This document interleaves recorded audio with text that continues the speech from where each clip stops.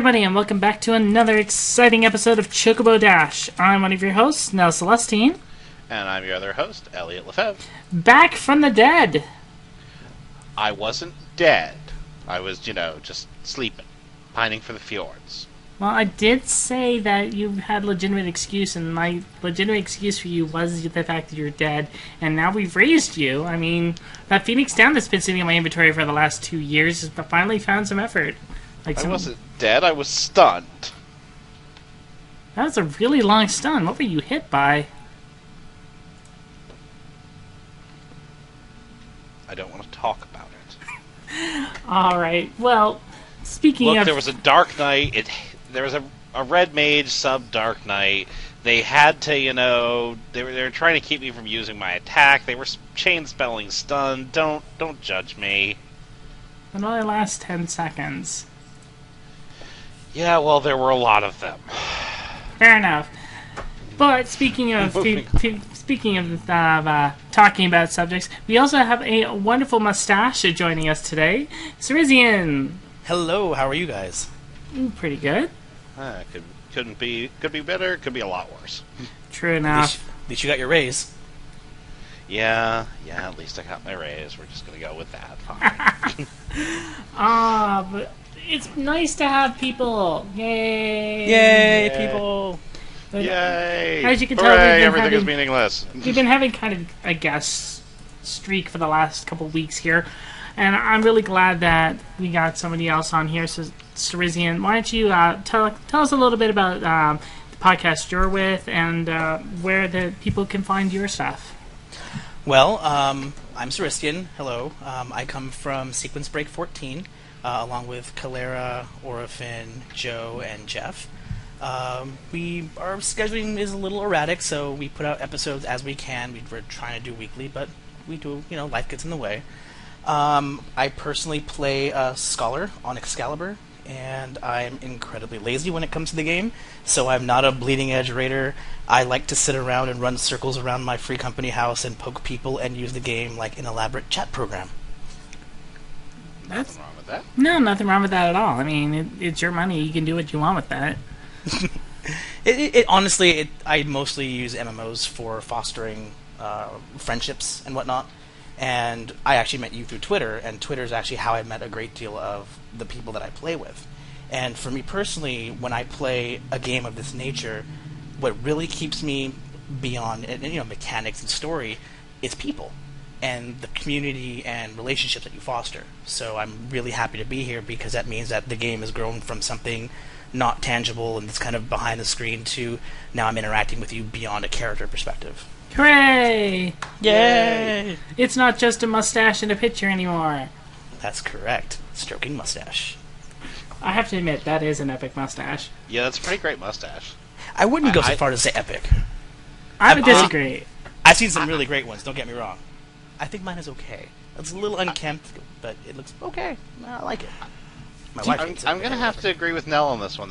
It's pretty epic, I mean, I can't rock a stash. I can't quite do it. Not every guy can. Well, I can't grow a beard, so. I wonder, could you get if in 14 they eventually added the same style of mustache that you have, would you use it? In a heartbeat. The only reason why I play an Aura male is because they have the little armor plating above their lip, so it kind of looks like a mustache. If it wasn't for that, I'd be playing my cat girl or something. That is amazing. For those of you who want to have a mustache, there you go. Yeah, that's what you gotta do in this game. Make it look classy, at least. True enough. Alright, so, speaking of 14, though, that's why we're here. That's what this show's about. So let's talk about 14, and we'll start with the two of you guys going over our 2 questions from the last couple of weeks, because one, Ellie, you weren't here for the last couple of weeks, so you weren't able to get your answers. And Cerizian, I would love to get your opinion on those. Starting with 2 weeks ago, we had favorite character from the Heavensward storyline. Well, I think it's only polite to let our guest go first, so why don't you let us know who's your favorite, character in the Heavensward storyline, the main scenario, if you will. I am a very, very odd person, and I really have a penchant for the dramatic and the villain, so for me it's King Thornton. By a mile. He's just this creepy old man, and he's so focused on his goal. He doesn't want anything to get in the way. He's willing to do whatever it takes to get to his end goal, which is actually a very virtuous and righteous end goal. Just the path to get there is horrible. And, finally seeing his rise and fall was really, really fun as a villain. I really enjoyed him. I can see that. That's actually a very powerful thought when you think about it. It's very different from a lot of the other perspectives that we've been given. A lot of people pick the heroes, and I kind of picked one of the anti-heroes, I guess, myself. Mm-hmm. But, Eliot, what about you? My favorite, I have to go with... Now, there are several characters through the story that I liked, and, I know just not too long ago, you and I were actually sharing some affection for everyone's favorite bastard son, Orschfont, but I have to say, if I have to point to a single character that I liked the most, it would be Isael. I thought Isael's story as a whole was very well handled. She got a lot of, elaboration, she got a lot of detail, and her ultimate fate felt like it was the only ending that the character could have, but it also felt incredibly tragic and just a reminder of how much the Dragon Song War and how much pain and how much everything has cost the people of Ishgard and the individuals caught in the middle. Not to mention everybody else on the outside, because Ishgard wasn't the only one suffering from this. No, but I'm saying, it was really a reminder of just how much the toll, the cost. And that's who I picked too, actually. Yeah. Not surprised. No, she's a fantastic character. She gives so much more depth to the story because of her interaction with the Echo, and you seeing her and Hraesvelgr. Hraesvelgr, yes. Hraesvelgr. Hraesvelgr. Dragon Hraesvelgr. guy. Yeah. I'll say it right one day. It just gives so much more depth and so much meaning to the story. It was good to see her grow, and hopefully that we haven't seen the last of her. Well, it's kind of difficult to say otherwise. Her crystal of light shattered. I know. Yeah, it's pretty.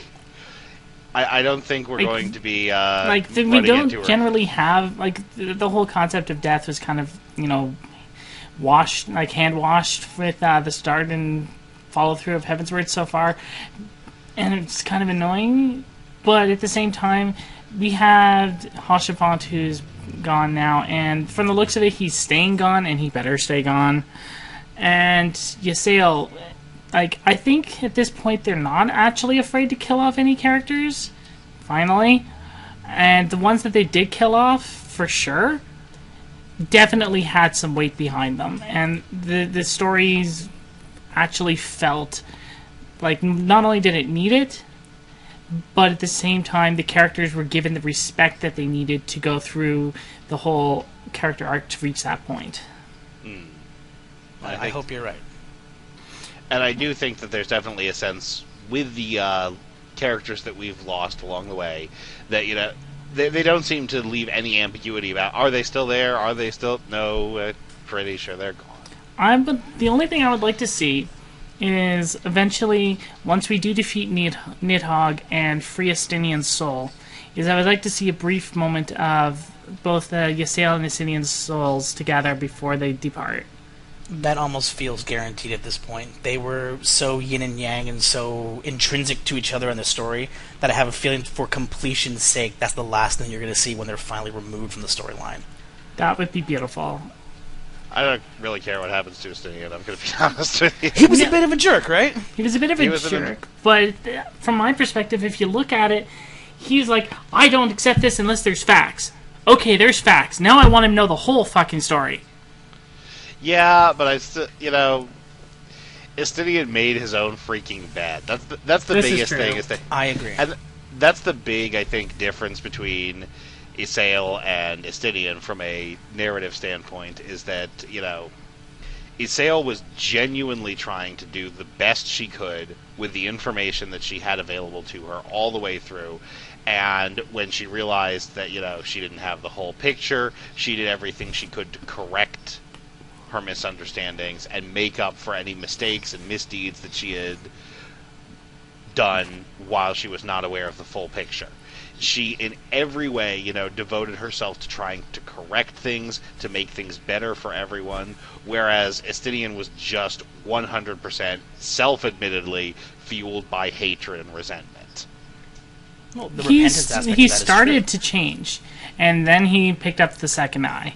And that was his moment of weakness, because he had thought that Nidhogg was completely gone because the body was missing, because the body was destroyed.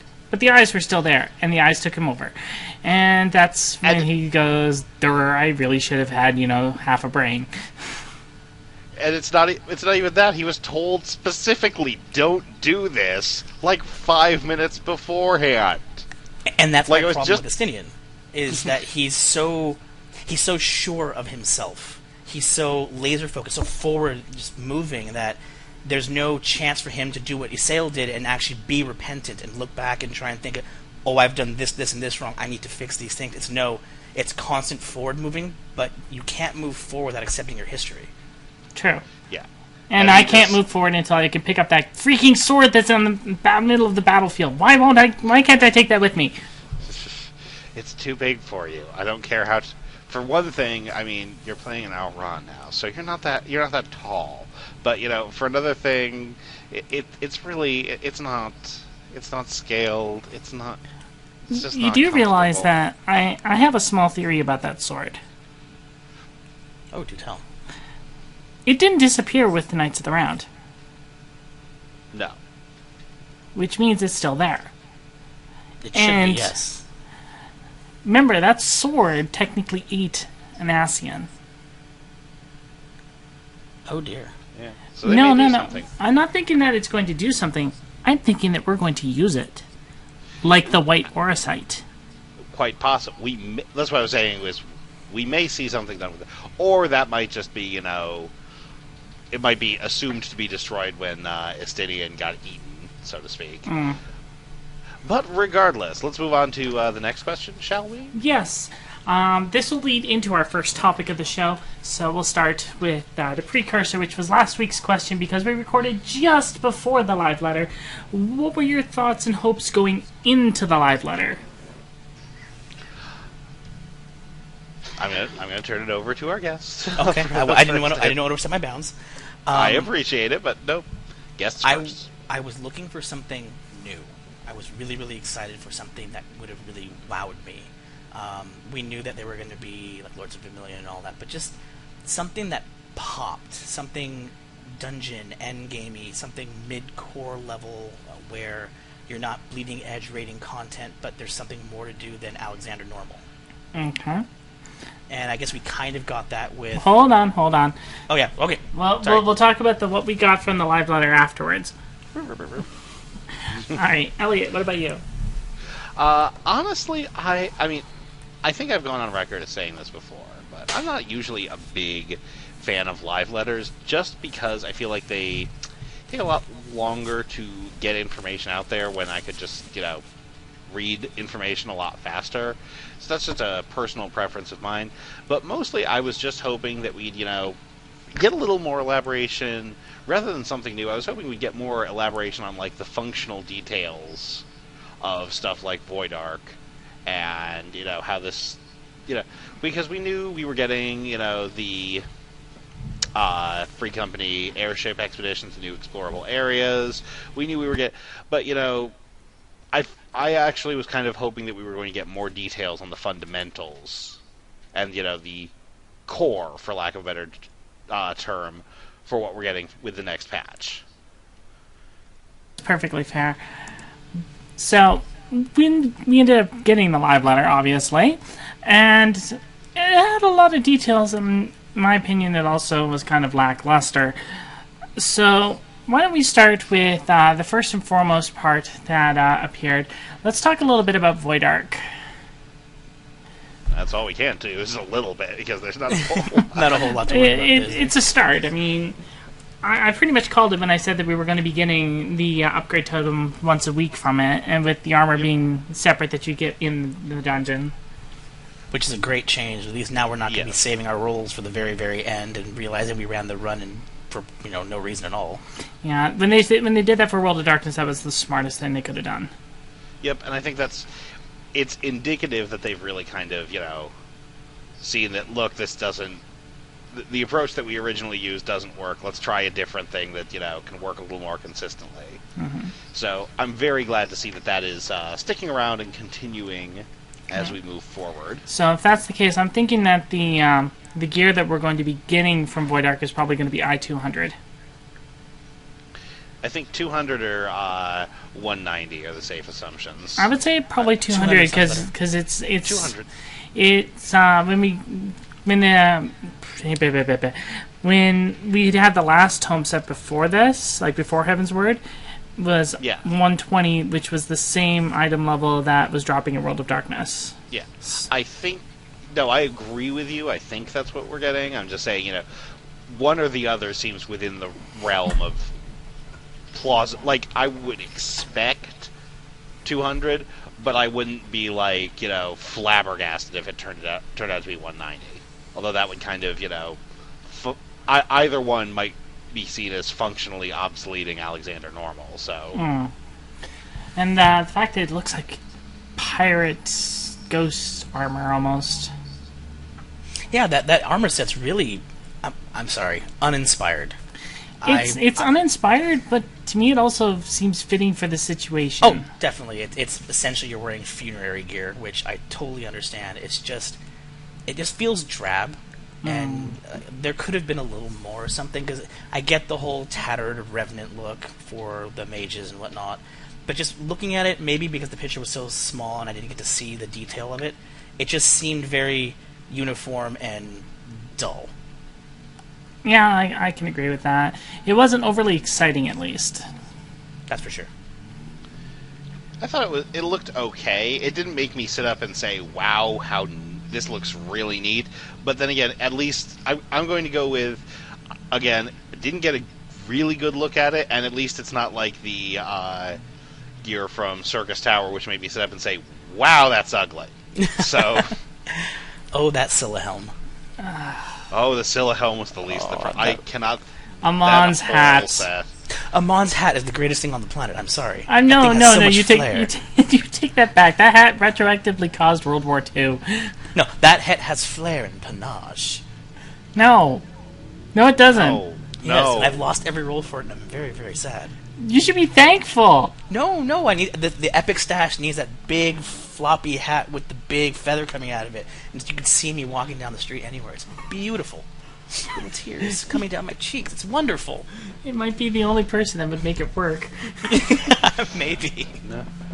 I've never won. I wanted the tanking chest piece from World of Darkness. Never even got it to drop. I'm just gonna raise my hands here because I had the full set of that. Yep, I'm aware. But yeah, like from the looks of it, it's going to be same with World of Darkness style, which is 1 tank, 2 healers, 5 DPS, which is honestly a good way to run it, because too many tanks, and, well, heck, I mean, 3 tanks right now is already pushing it. But basically, I noticed that in World of Darkness, whoever decides they want to main tank, the other 2 tanks don't actually tank anything off stuff, they just keep trying to pull hate. Oh yes, the tank. Well, battles. that depends. That's usually what I call the World of Darkness tank test. Is how focused are they on trying to stay alive, and how focused are they on proving that no, I'm the best tank. See, whenever I tanked World of Darkness, I actually did everything in my power to not main tank. I would actually have Sword Oath up. I'd be hiding behind healers just so I wouldn't have to go out there. And then the battle would start, and I'd do 2 combos, and next thing I know, it's punching my face in. So then Shield Oath goes on, and I have to main tank. And I was very sad. I just looked at it like this. I went in, the moment I lost hate, I was like, okay, switch stance, go do something else. The few times that I would actually...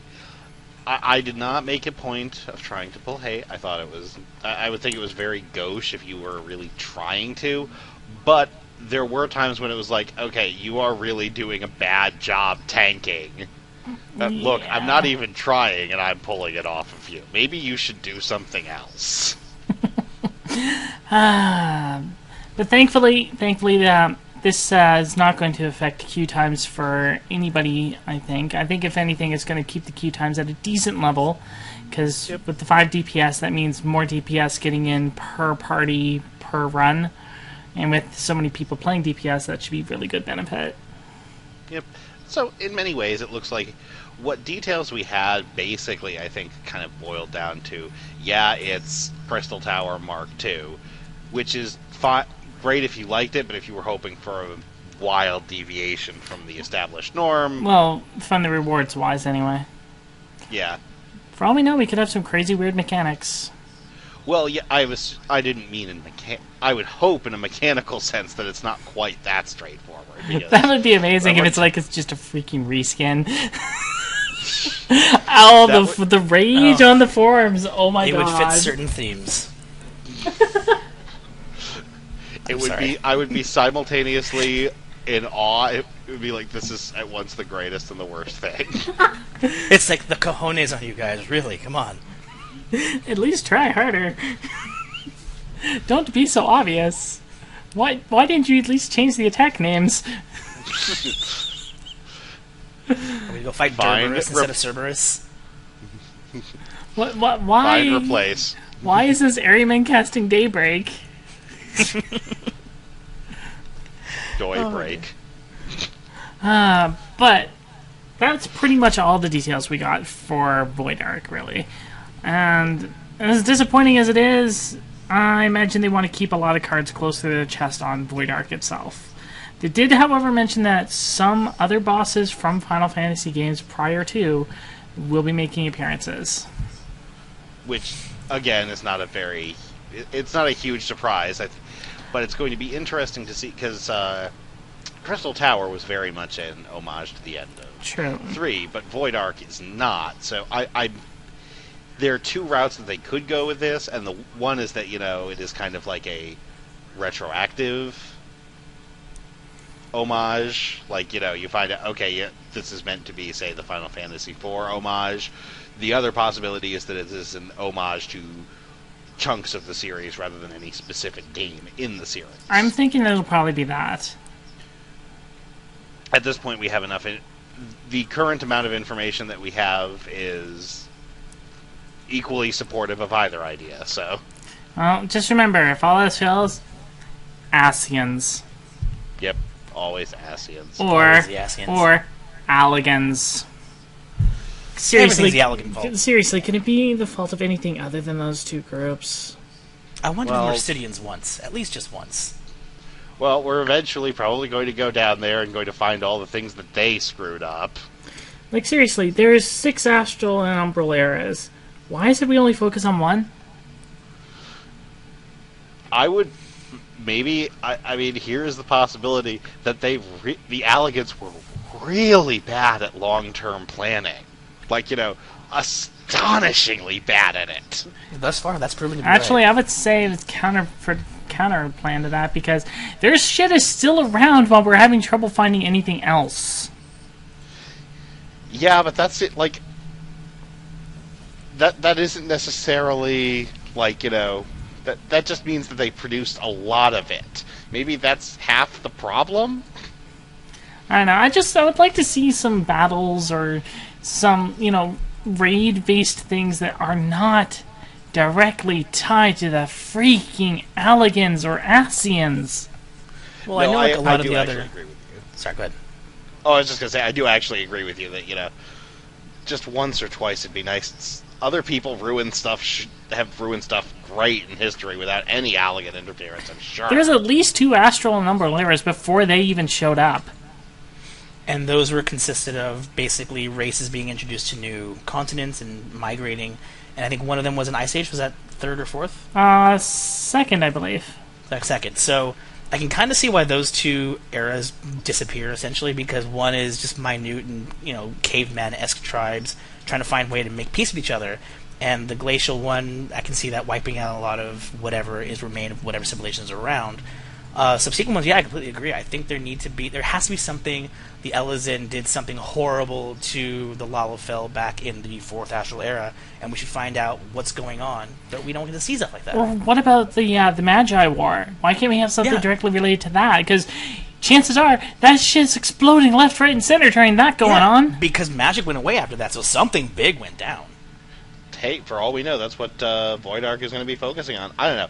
Personally, I think, even if we were talking about, like, focusing on Ice Age stuff there for a little while, I think that would be pretty cool. Yeah.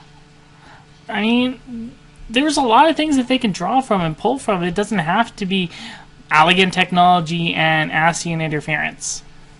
I'm a little sad you didn't get my pun there. Yes, I got it. I'm not responding to it. I didn't want to say anything. I didn't want to laugh too loud. Alright, moving on. Free Company airship exploration. Not sure how I feel about that one. I'm going to say that was very underwhelmed. I'm super confused as to what exactly is going on. I think that'll be a little clearer once it launches. But I think that's why I was underwhelmed, just because I didn't get it. I really honestly didn't get it. I was like... Everything that they've kind of laid out for you with the whole... They're trying to make it, free company or alliance up to 24 people, focused, and you're able to run into other parties, but you're able to do it solo. There's so much stratification of how you do this. There's no rhyme or reason with what they've given us as information. So sorry. Go ahead. No, go ahead. I think because there's so little information out there, and because they're not being super straightforward with how this is exactly going to work, I don't know how to feel about it. Sounds to me a lot like Final Fantasy XI Sky without the Tulia and any kind of organized system. Which does not exactly inspire great reams of confidence. Like, the development team has, in many ways, taken a lot of ideas from 11 and refined them nicely, but let's just be honest here. Some ideas can really, kind of just sit in that game and die. They really do. I don't feel like this particular format that they seem to be hinting at here, because I agree, it does sound a lot like Sky and similar zones, and that's not really something... If you asked me to list the things that I'm really hoping come over from 11, that would have been absolutely nowhere on the list. That was one of those ideas that I was like, yeah, you know what, its time is gone, and thank you. I'm very glad about that. I can agree, but if they were going to do something like this and have a Sky-like thing, I would have liked to have seen something like Tulia, like the actual floating city of Tulia, just not ASEAN-based, but make it, or Allegan-based, make it something unique, kind of like how the floating islands are built for Churning Mists. Yeah, it could be really cool, and so we do not have enough information at this point to say, yeah, this is going to be terrible, but I mean, at this point, a lot of it is going to come down to implementation, but the presentation of it filled me less with, oh man, this is going to be cool, and more like, wow, so it's a return to NM farming. Wow, that's super great, and a return mostly for vanity gear, so great. Right, with item 210 ethereal drops, which mean they have random stats. I would love, and I want to see if anybody goes into this and they get a mage piece with gear focused on the tank, send a picture to me so I can laugh and show this on the air. Actually, I remember when that was all released, you and I were having a brief conversation. I think it was you, Nell, that said that there's this real heavy focus of RNG on this game. Yeah, it gets too broken for RNG. It's getting really out of control, and I kind of want that piece you're talking about to exist, so that can be the poster child of how bad RNG has gotten in this game. Yeah. Yeah, because randomness it's one of the big issues that the game does have at the moment. And, again, it's like, it could turn out to be really great, but from the presentation that we've gotten so far, it sounds mostly like a whole lot of stuff that I did not want or need in the game. Yeah, does not fill me with joy. It's not for me, at least not yet, but it's something I might look into, especially since apparently free companies with their own airships are going to get some kind of benefit. And we do have an airship, so chances are we'll at least explore it. But... I don't know. As it stands right now, it's a whole lot of, for lack of a better term, hot air and no real substance shown.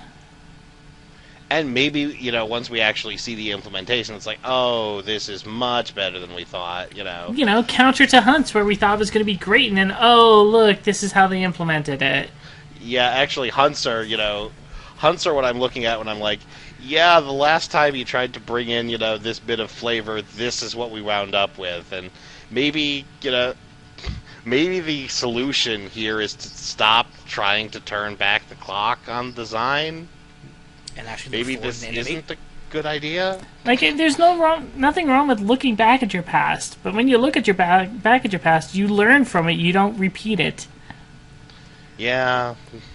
Now, the problem is a lot of players wax nostalgic over all of these antiquated concepts in MMO gaming. Oh my god, do you remember when we camped in Nidhogg that one time? Yeah, remember that time we woke up at 2 a.m. to get that one spawn pop, and then we got it, and then we got that one drop, and we were able to raid for another 2 hours? No, that is so asinine in today's society.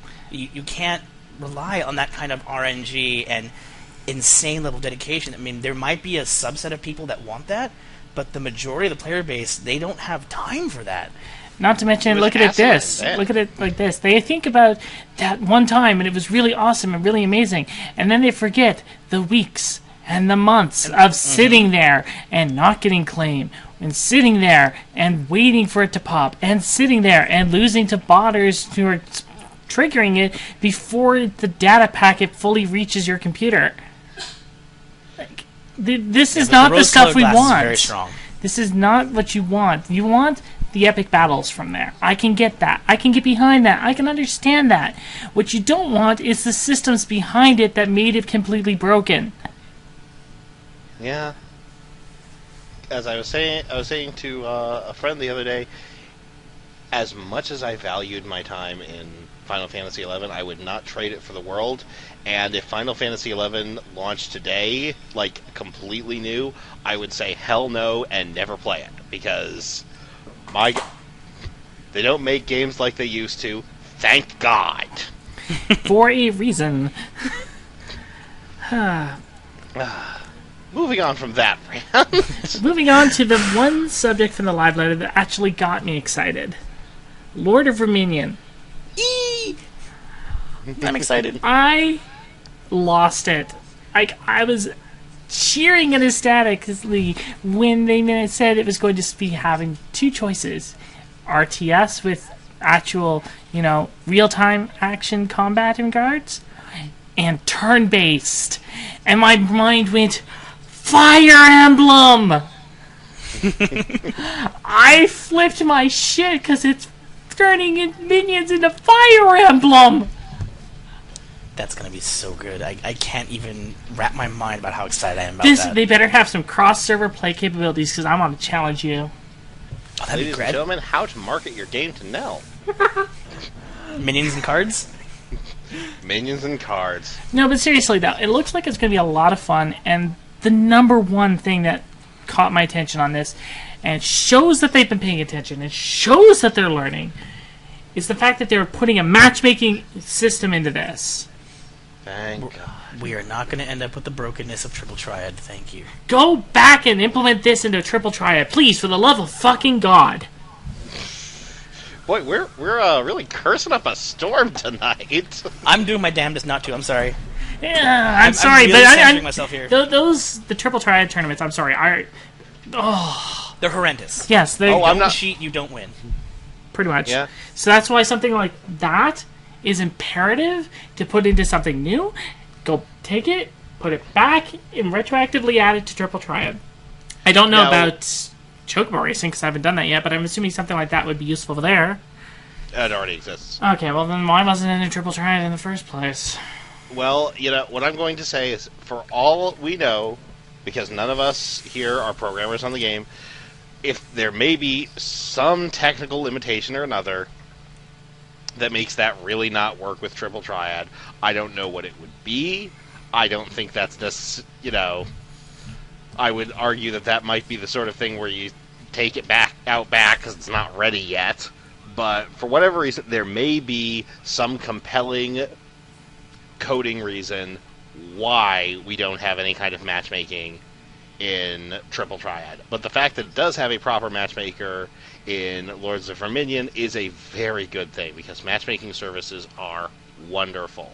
Yes, especially since it's going to be tiered based off of how well you do. So that way you're not going to be like, oh, I'm going to go play against in the Duty Finder, and I'm like brand new, level F, bottom of the barrel, and you get matched up against with a triple S class player who wipes the floor with you in 3 seconds. Chances are you're not going to continue to play after that point. And let me just say, as long as we're talking, as long as we're all kind of ranting about systems of old that were not a good thing, that's another one of the, remember back when you had to actually form a party and you didn't have, any kind of matchmaking service? Yes, and I remember sitting for hours and hours in Juno looking and hoping for a party because there weren't any available, and there was no service where I could just queue up and do something. I generally fall on the side of anything that allows you to actually play the game more is a good thing. So I'm very happy that, again, matchmaking service in Lords of Verminion will be able to just, if you want to go send your minions into battle, you can just do so. Yeah. I mean, going back to 11 reference there, I mean, how many of us have actually gone and spent like 3-4 hours trying to make a party for XP in 11, go out to that spot, fight like 3 birds, have somebody or another die, and then the party disband? Man, you made it to 3?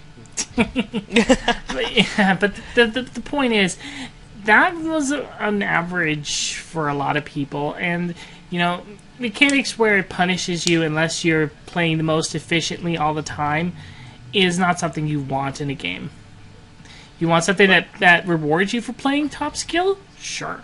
You want something that punishes you for not playing top skill? No. Yeah, not fun. But we're not going to have to worry about that, because right off the bat, we get our matchmaking service, and you can queue up, and it looks like it's going to be very, as is common in the game, very in-depth system with a lot of moving pieces, let's say. I am looking forward to this, and I will be there. I will be there day one to try it out. Same. The only concern that I have, and I know they're smarter than this, but just I have to throw it out there, is how will paid minions fare against minions you get in game? Hopefully the stats are not going to change too much. I hope the stats would be somewhere in the mid to. I'm hoping that each class of minion has the same stat. That's what I'm hoping. They already said no. Because Yugiri's would work differently than, say, Thancred because of their skills. That's a big part of the minion. Well, maybe skills will be different, but not like actual stats. Okay. What they've said is that basically, you're going to have, as I remember, and again, we could be misinterpreting this, but I remember them mentioning that basically they have, categories of minions based on how you get them and how rare they are and how difficult it is to get this particular minion, whether it's just the ones you can just buy straight up versus the ones that take a little doing, that are rare drops, whatever. And the goal is that there are better and worse minions in each category, but if you only have something from one specific category, like you only have dropped minions or achievement minions, you will still be competitive versus someone who has a whole bunch of store-bought minions. All I can say is, go, my little scions! Run free! I want an all-critter team. That's all I want. Just kittens and puppies everywhere. Oh my god, fat cats for days. You said you could I remember they said you could summon the same minion.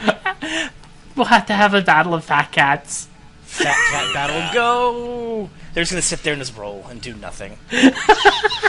So they're going to they're going to do a live-action version of the Slowpoke song. Just lying around rolling. Oh, it's terrible but funny. Fat cat, use a splash attack. It didn't do anything. But they showed off some new glamour items and rewards. Specifically, a specific hairstyle that people have been requesting for a while. I don't know why, but they have. Yeah, and on that note, I would like to note that I'm very sad that, out of all of the male hairstyle options that were up for voting, the Epic Pompadour didn't win. That's true. Really there was a so vote, nice. and I was like, they really need to add that pompadour, and they didn't. I was depressed. The pompadour Well, was they fantastic. might. They've said, we may add them anyway, but these are the winning hairstyles that we're definitely going to. They need to add a pompadour. Then they need to add samurai, so that way I can walk around as 7 different anime characters. They need to add a pompadour and then a slider for the pompadour, so it just gets bigger and bigger and bigger. Yes. Now we just need a King of All Cosmos glamour. I would rock that every day. Na na na na na na na na all day long. We'll save that for another stream. I'll definitely have to play that one. But yeah, there's an afro now. There's going to be an afro, and I have to say, I don't know what to think about this, except for the fact that I thought of immediately Final Fantasy 13, and they need to do /visor to have a chocobo pop out. Yeah, that would be a great throwback. It's Yeah, not that really would be a a very throwback, nice- considering 13 is one of the more recent games. Still before I would 14. pay money for that. I would probably. That seems worthy. What, baby chocobo in the fro? Yep. Well, there you go, Square. Make it an accessory inside the gold saucer. Only applicable to wearing a fro. I rock it in a heartbeat. That'd be so cute. But the new outfits look really nice. They do. As always, the new gear looks very good. But overall, I mean, we're talking overall about the live letter. I found it kind of underwhelming. As I've said, I'm not a big fan of live letters in general, but this one in particular felt like it was kind of short on substance. The biggest Lacked a bit of- punch.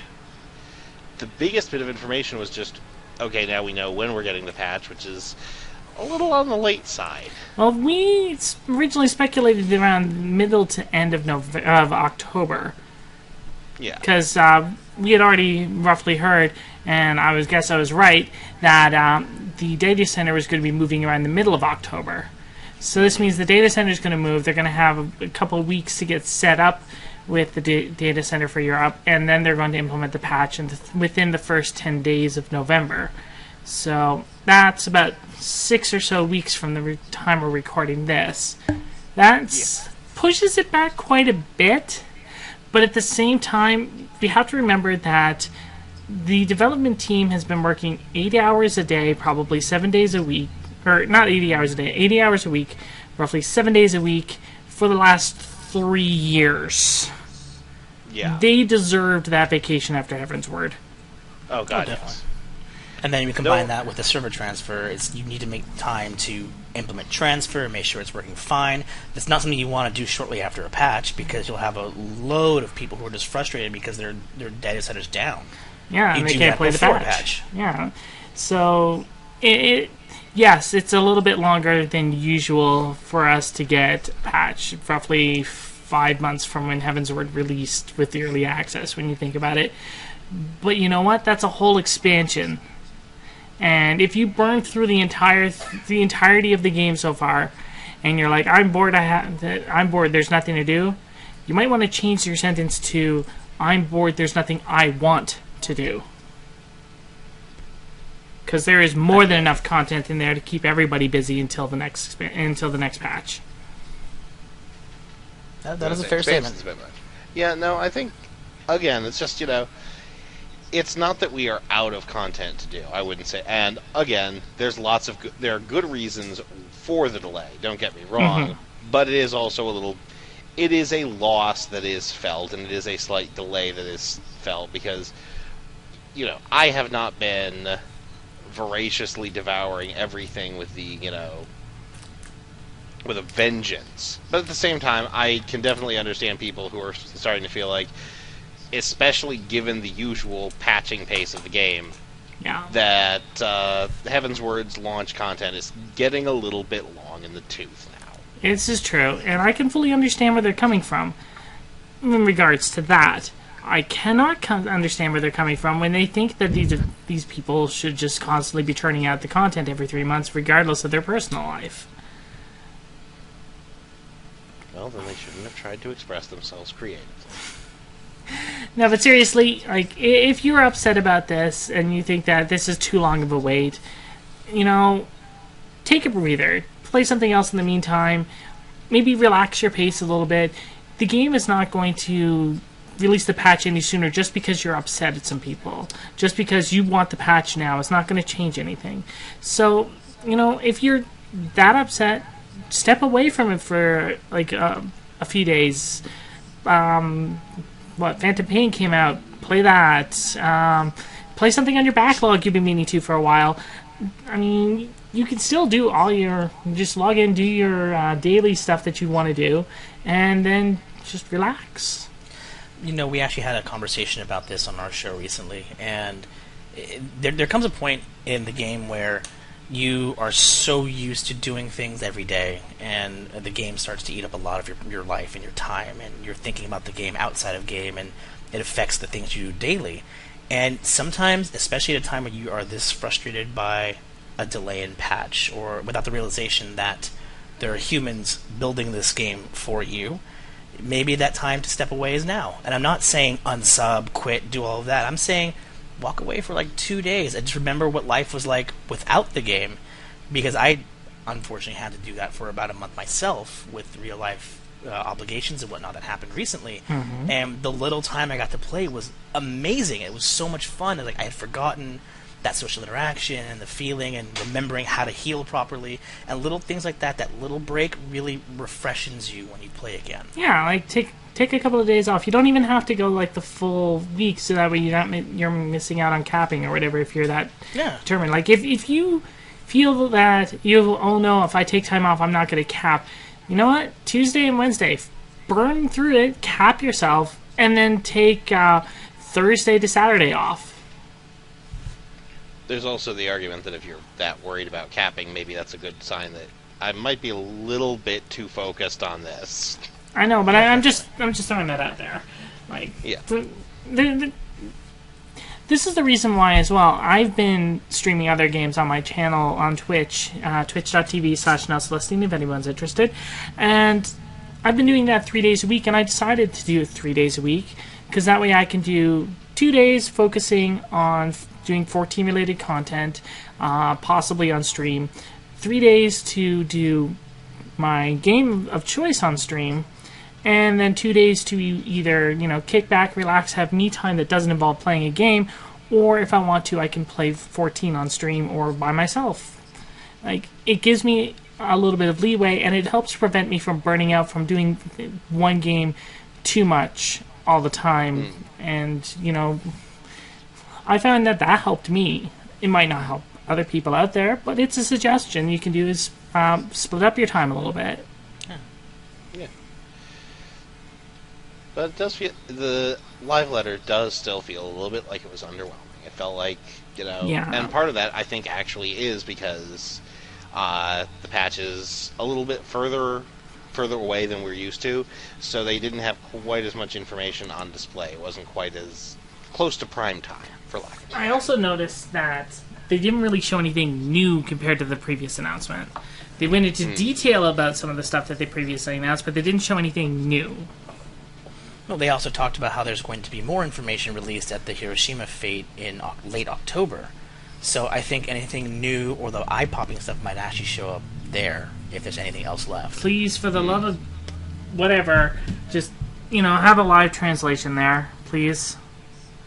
Like, I know that it's in Japan, they're doing it, but at the very least have, like, off to the side, for the people watching on stream, have a live translator for each of the official languages that 14's running.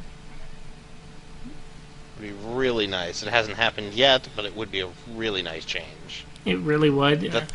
There was actually a surprising amount of English in this live letter, actually, even though there weren't translations. This is true. The slides all had English on them, so I can at least be thankful for that. Oh yeah, totally. I can be thankful for that as well. But the dialogue and the conversation going back and forth, we don't get to actually read about that, what's actually said, for a very long time. and the Japanese community, that they hear it and they know what it's being said instantaneously because that's their native language. For anyone who doesn't understand fluent Japanese, it's basically like twiddle your thumbs and wait till you know what it actually was said, because there might be some piece of information that's in there that we don't actually know until like much later. Like the whole talk about the Moojer lag in the very beginning that had no slides. Yeah, like I had no idea about that until somebody else. It's like, oh yeah, this was mentioned in the live letter. Here's the translation for it that we came up with. It's like it's a little disappointing, and when you think about it. Yeah, and it's one of the few things that I feel like we have yet to quite. They're getting there.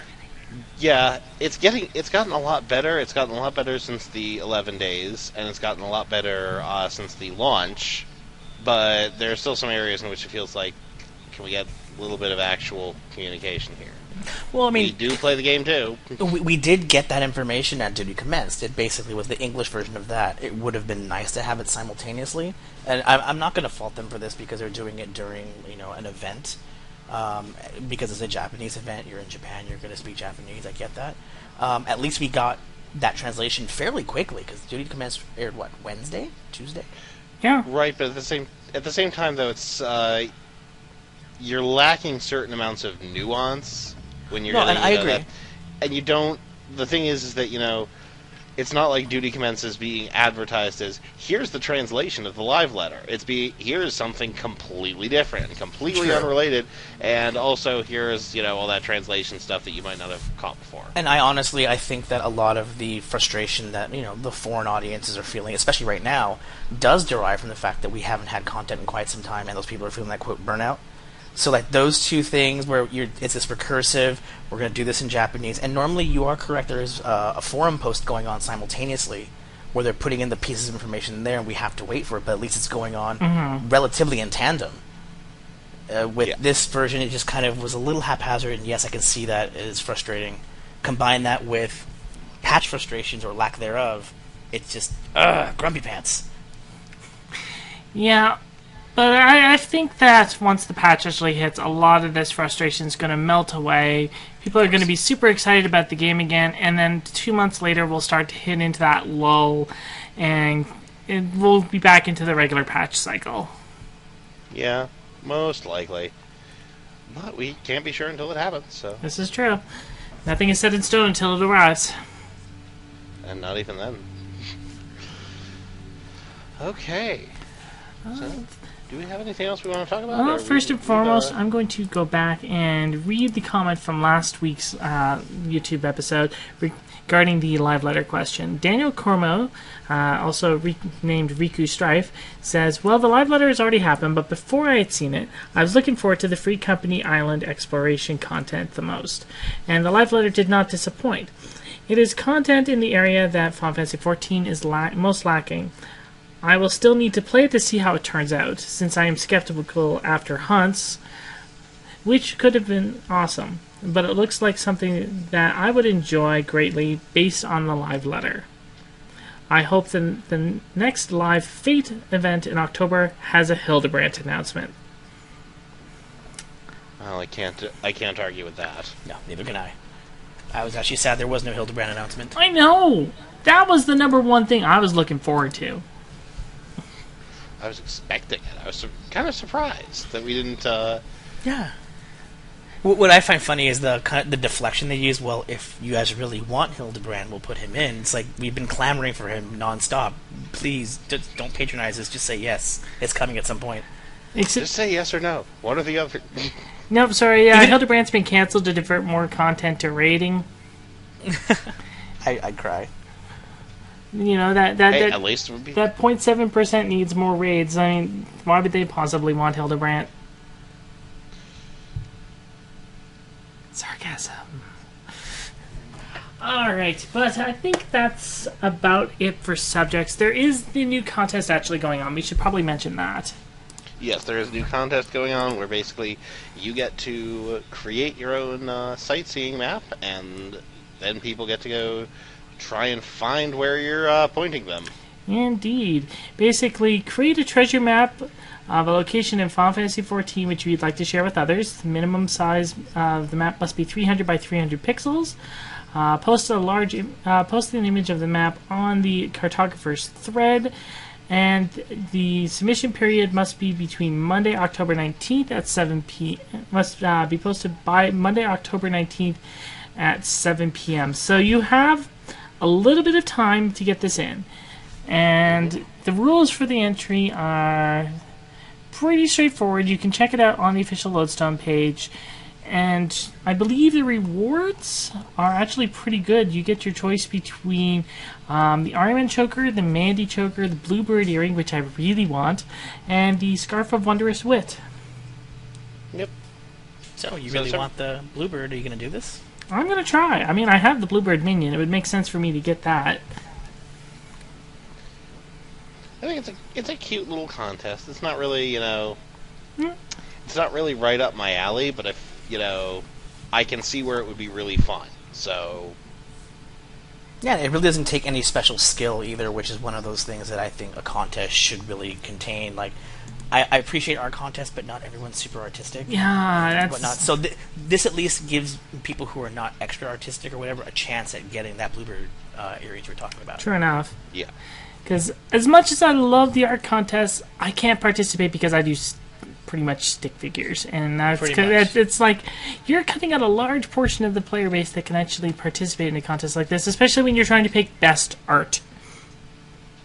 Because 9 out of 10 times, you're not going to pick the stick figure, no matter how much love and attention they pour into that. I colored inside the lines and everything. Why didn't you pick my picture? Alright then. Anything else before we go on to question of the week? No, I think this was a pretty packed discussion as it is. Indeed. So. Almost an hour. I mean, this is twice as long as our usual episodes. Alright, Cerizian, the stash. Hello.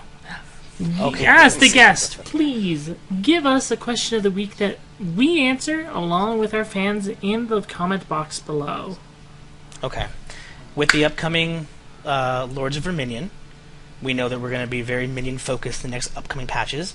So you have the option of bringing any major character from any Final Fantasy in as a minion.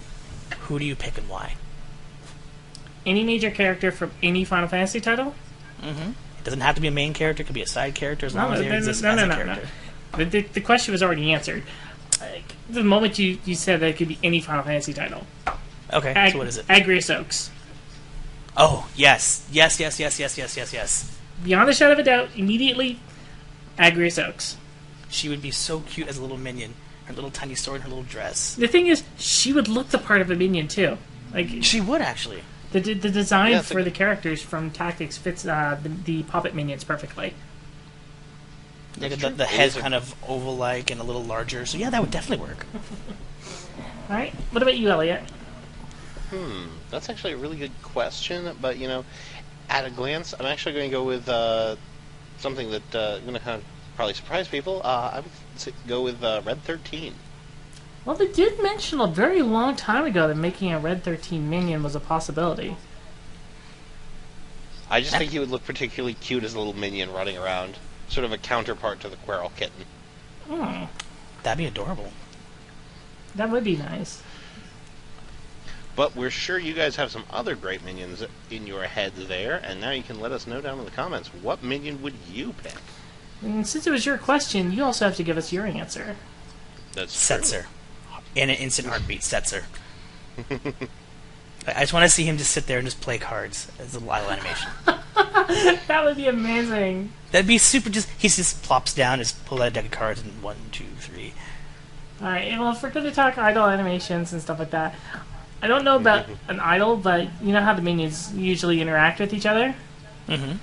I would like to see as Agrias' idol, whenever she's encountering another puppet, which she would do stasis sword to it. Ooh.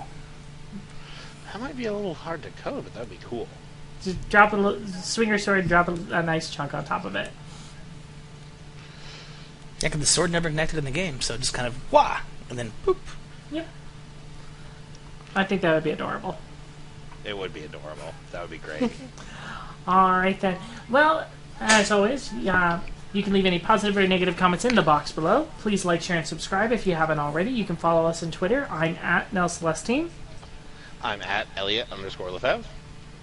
And I'm Cirician, Cirrisian. You can also check me out on Twitch at twitch.tv/NellCelestine. I will be doing streams guaranteed 3 nights a week. My co-streamer will be doing at least 1 a week. So you can always subscribe, follow the channel. We're not partnered yet. And you can check it out whenever we're doing some streams there. We'll be picking up my Card Hunter streams again soon as people decide to not abandon Bismarck immediately. But, yeah, aside from that, please answer our question if you've been listening.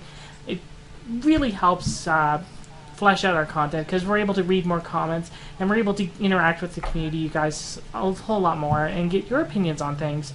And if you have a subject you'd like us to talk about on next week's show, because it is a bit of a lull in between patches, so we're not going to have too much information. If there's a subject you'd like us to discuss, go ahead and comment in the box below as well, or send us a message over Twitter, and I will be sure to try to get that in. If it's a specific person you'd like to bring on as a guest to discuss, like, what about Joe Never Fails or Samus Rageborn? If you guys want, maybe come and be a guest on the show. We're always happy to have guests. We're always happy to talk with you guys. We're always happy to engage. Yeah, like, us here, we're not hardcore raiders. I used to be. I'm not anymore. Eliot, you've had kind of a mix and match over it, if I recall. I've done the big progression thing before in my life, but not enjoyable, not for me. So if anybody's like a really hardcore raider and you want to come on and talk about really hardcore raiding and your perspective from that point, that I think would be great to have on the show for an interesting discussion in this lull time, because it'll help build up the idea of, okay, so this is where the raider perspective comes from versus the non-raider perspective, which is us. So we could get a nice little information gathering and sharing of ideas and topics that way, so we can see different perspectives, and I think that would make for an interesting show. So if you're a hardcore raider, go ahead and send us a message, and we'll get you guys on the show either next week or the week after. Yep. But until then, as always, I would say that. Yep. I'm Eliot Lefebvre. I'm Nell Celestine. I'm Cirician. Bidding you. Thank you for having me. Adieu. Adieu. Adieu.